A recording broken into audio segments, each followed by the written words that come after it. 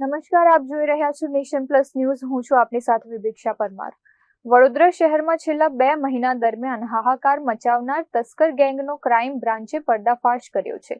પોલીસે શહેરમાં થયેલી 17 ઘરફોડ ચોરીનો ભેદ ઉકેલી સુરતના ગુજસી ટોકના ગુનામાં નાસ્તા ફરતા મુખ્ય સાગરીત સહિત 3 આરોપી અને એક સગીરને ઝડપી પાડ્યા છે.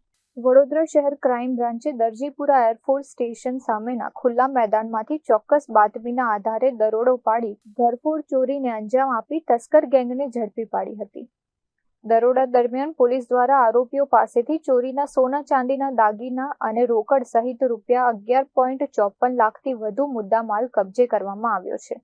પોલીસે શહેરના વિવિધ વિસ્તારોના 300થી વધુ સીસીટીવી ફૂટેજ ચકાસીને આ ગેંગ સુધી પહોંચવામાં સફળતા મેળવી હતી.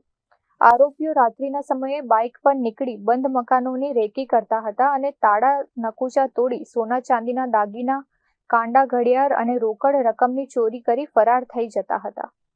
ચોરી કરેલા દાગીના તેઓ ગીરવે મૂકી દેતા હોવાનું પણ પોલીસ તપાસમાં બહાર આવ્યું છે. ઝડપાયેલા આરોપીઓમાં રોહિત ઉર્ફે મચ્છર નામનો શખ્સ સુરતના ગુજસી ટોકના ગુનામાં નાસ્તો ફરતો હતો અને તેની સામે વડોદરા તથા સુરતમાં ઘરફોડ ચોરી અને વાહન ચોરીના 14થી વધુ ગુના નોંધાયેલા છે. આ ગેંગ જેપી રોડ, નંદેસરી, છાણી, ફતેગંજ, સમા, ગોરવા, અકોટા, ગોત્રી, બાપોદ અને કપુરાઈ વિસ્તારમાં ચોરીની વારદાતોને અંજામ આપ્યો હતો. આ કામગીરીથી વડોદરા શહેરના 10 પોલીસ સ્ટેશનમાં નોંધાયેલા 17 ઘરફોડ ચોરીના ગુનાઓનો એક સાથે ભેદ ઉકેલાયો છે.